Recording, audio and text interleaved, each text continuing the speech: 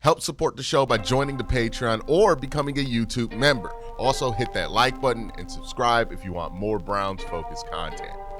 Hey, what's up, and welcome to Hot Takes, the show where I hear you out from the comment section and react to the hot takes that you guys have left in the comment section all week. Tons of hot takes to get into. We're going to start with one from Justin, who says this: not sure if this is a hot take or not, but I think a good bit of math that's going on isn't just what's wrong with the QBs, but how many QBs in the next AB and company have with potential first-round grades. If they think next class has 3 or 4 guys on it, I think it's much more likely that they roll with what they currently have or do a 1-year Geno deal. If there's only 1 or 2 guys, I think it's more likely we go after a Kyler Murray or a Anthony Richardson. The only issue with that math is, like, you're not wrong. You know, if you do have 3 or 4 guys that you have, like, based on their current work, if they had came out today, first round grades on, then yeah, you're going to factor that in to your draft and to what you do at the quarterback position. I think the only issue with that math is you can't really predict at this point, especially with all the movement going on in college, who's going to have a first round grade, who's going to not have a first round grade, right? For example, a lot of people thought that Drew Aller was going to have a first round grade. He's somebody who people are talking about day 2, day 3 now. Kate Klubnik, somebody who a lot of people thought was going to have a first round grade. No first round grade. Garrett Nussmeier, another person who people thought was going to have a first round grade. It's so fickle nowadays in college football, and honestly, it's always been fickle in college football, that you can't really project it. I mean, just look at who you would have thought would have had first-round grades and who would have been the first quarterback taken in this draft versus who actually is going to be the first quarterback taken and who actually ends up with first-round grades. Like, we didn't know who Trinidad Chambliss was last year, but, you know, there was a chance that Trinidad Chambliss could have gotten taken in day 2 if he came out this year. So I think there is a little bit more certainty with 2027 because you do have like Arch Manning, and whether Arch Manning's play deserves it or not, he's going to go in the first round because his last name is Manning. And I think that is just how that's going to work. I don't really know if that's fair or not. I don't really care to make that distinction. All I know is that the Manning brand is a brand that teams trust at quarterback, and if one's available, they're going to take one. You know what I mean? It don't matter what the resume looks like at that point. It's a Manning, right? You know, so that's going to be, it's kind of like Corvettes, right? But that's going to be one of them, right? You know, Arch Manning, if he comes out next year, he's going to be a first-round pick. Dante Moore is pretty good to be a lock for a first-round pick, would have been a top 2 pick in this draft. After that, a lot of question marks. Lenore Sellers, have no idea where he's going to end up. Not Darian Henley, but, you know, Darian Mensah, a lot of guys, you know, you don't know where they're going to end up. They're in that if they have a great season, they could be in the first round conversation. If they don't, then they won't. So I don't think there's the level of certainty about the 2027 draft class that is there in order for the Browns to do that math, long story short, which is why I don't think they can do that. You know what I mean? If this were a class like 2018, where like you knew going into 2018 that there were like multiple names that like 4 names that were going to be first round picks. I mean, you really didn't need the season to play out to know that, maybe. But that's just not the kind of class we're talking about right now. You know, so I don't think the Browns can really calculate that into whatever they're going to do this offseason. They really just have to focus in on what they think is best for the team right now. Do you think what's best for the team right now is giving Geno Smith a 1-year deal? Do you think what's best for the team right now is going after a Kyler or Anthony Richardson? Do you think what's best for the team right now is giving Shedeur Sanders or Dylan Gabriel a shot? I think that's what has to drive the quarterback decision, not necessarily what do they think is going to put them in the most savvy place for 2027, because it's just one of those draft classes where you deal with it when you get to that point, because we don't know what it's going to look like. It's just not that guaranteed of a thing. All right, let's jump into the next hot take, and this is from FT Ball, who says this.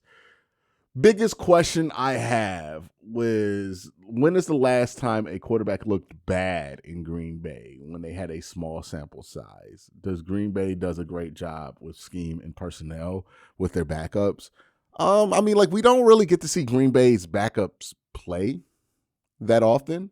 And sometimes those backups end up being pretty good quarterbacks, right? Like if you would have saw Aaron Rodgers come in for relief of Brett Favre for a couple of games, you would have been like, damn, Aaron Rodgers looks pretty good. And then Aaron Rodgers ends up being pretty good, right? If Jordan Love would have came in for relief for Aaron Rodgers for a couple of games, you would have been like, damn, Jordan Love looks pretty good. And then Jordan Love ended up being pretty good. I think it's important to note, too, we're talking about two different eras, two different coaching staffs of Green Bay football that they've been able to have this kind of success with. But I think what they've proven is that they do a great job, not with scheme and personnel and magic sauce with the quarterback position, but Green Bay does a great job with a patient approach at developing quarterbacks. And when somebody looks good as the backup quarterback in Green Bay, it's a pretty good track record to bet on. I mean, like Matt Flynn's the only guy where you're like, he wasn't that good outside of Green Bay. But everybody else, that has showed something as the backup, they usually show something as the starter. So I don't know if I'm going to use Green Bay as a discount. I think Green Bay is part of the reason why people are taking this so seriously, because Green Bay has that reputation for developing quarterbacks that other franchises can't seem to replicate, but Green Bay has been able to replicate. I mean, again, no franchise has consistently developed the backup quarterback into a starting quarterback more than Green Bay over the last 20 years. So why would you use that as a discount for Green Bay when it comes to taking one of their quarterbacks? And you can't just put it all on scheme, because, again, they've done this through multiple coaches. You know what I mean? Like Brett Favre wasn't coached by the same guy that Aaron Rodgers was coached for in his prime, and then Aaron Rodgers switched coaches to Matt LaFleur. Like these are three different coaches, three different styles. They've just done a good job of developing over the years. So I don't feel comfortable just being like, all of Malik Willis has done is on scheme. That being said, they're talking about $30 million a year now. And that's just, you got to really believe, man. And I don't know if I believe enough for $30 million a year, dude. Like $30 million. That's high stakes poker. Maybe I'm too scared to play. But man, I would be very nervous about giving him $30 million a year. I mean, how many years are we talking to? Like, is this like a short term so he can come back and get another contract, or like is 30 going to be long term? He's asking for Baker Mayfield money. He's asking for Sam Darnold money without putting together the year that those guys had. It's a lot, man. I don't know. I really don't know about that one. Again, I see the upside. I get that the tape's really good. I get why it could be an attractive offer and an attractive way to go. But also, like, he's 27 years old. So the upshot here with the quarterback of his skill set is probably what he'll be good till he's 35. So you're talking about like 7 years of quarterback play, and of those 7 years, you're probably getting 2 at a semi-discount at 30. And if he's good, you're getting the last 5 at like the standard franchise quarterback rate. Like, if you make a move like that, you have to be convinced that Malik Willis can win you a Super Bowl. And I just don't know how anybody has that confidence with him. You know what I mean? It's just a lot to freaking ask for, We'll see. All right. Trip down the stairs. Be careful. Says this: I believe that Malik Willis is everything that Todd Monken wants in a quarterback, period. With that said, his sample size is so limited that we have no idea whether he's even good. And not paying Malik Willis $20+ million, given that we have no idea whether or not he is good, sounds ridiculous. That contract wouldn't cripple the team if he doesn't pan out. It's not like they'd be giving him the Deshaun Watson contract. So if the Browns do sign Malik Willis, then I could get behind it. If they don't sign him, I can live with that too. That's exactly where I'm at. I'm not really like pounding the table for Malik Willis because, again, that's a big bet on a guy who's played 4 games, man. Like you're betting what? You're betting like, $7.5 million per game, like on him. Like I don't know. For me, it feels like a bit much, but I could understand if you're Cleveland feeling like you're backed into a corner and you're only going to have so many decent swings left. And Malik Willis is not a terrible swing at a franchise quarterback, right? Like, he's not bad. His tape is good. It's very encouraging. It's just there's not much of it. So for me, I'd rather take my chances just playing the young guys. At that point, right, $30 million a year is what's been reported from Malik Willis. I'd rather just play the young guys. At that point, give Shador a chance, give Dylan Gabriel a chance. If you really want to see what it is with Deshaun Watson, even though I'm not interested at all with the Deshaun Watson conversation, like, not really rooting for that one to go through. But, Shador, Dylan, if that fails, then maybe you take your chance with the draft and you hope it's a deep enough class that maybe you can get somebody at the edge of the top 10, 8, 9 pick, maybe a slight trade up to get there. Maybe that's how you take care of business there. Or somebody else, some other developmental player emerges next year and you're more in a situation to take that player on. Another thing to think about with Malik Willis, I kind of mentioned it earlier, he's 27. So let's say your window is 2 years from now, right? So if you're the Browns, your window's, 2 seasons from now. Let me double check this real quick.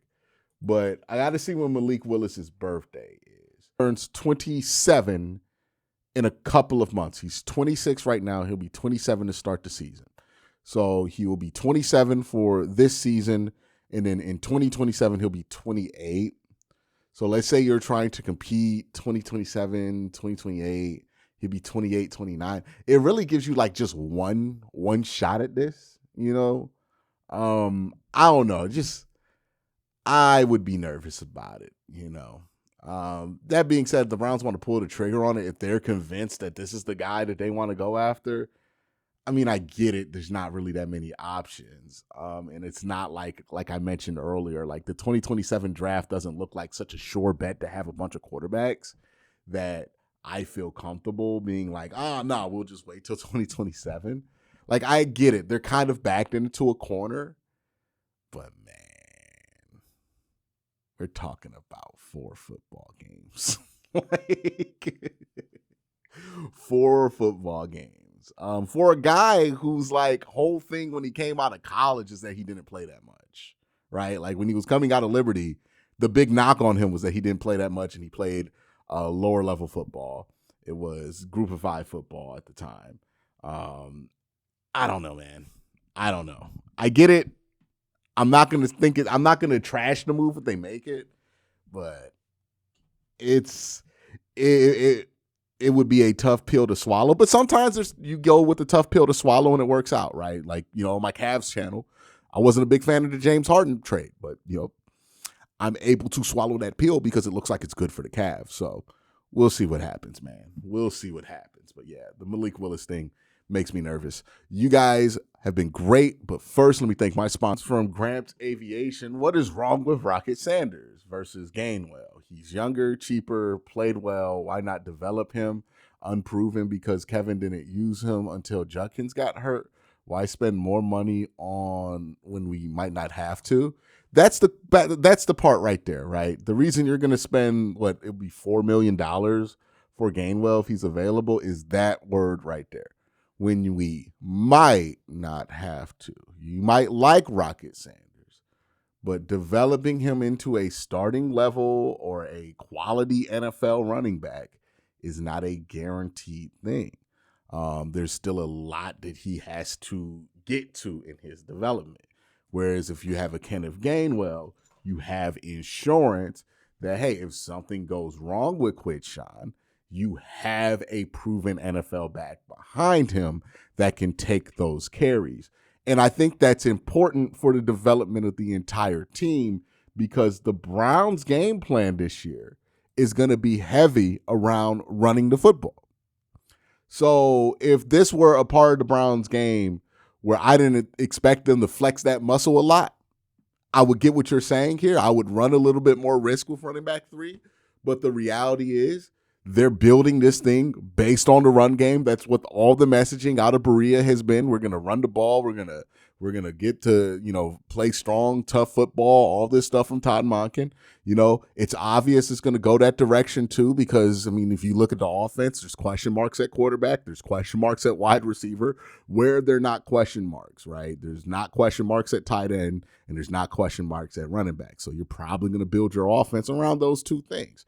And if you're going to throw the ball tons of tight ends, you're going to have to run the ball a lot in order to get those guys open. So they're going to run the ball a ton. And yeah, if it's Judkins out there, Rocket Sanders is a fine third running back and you're okay.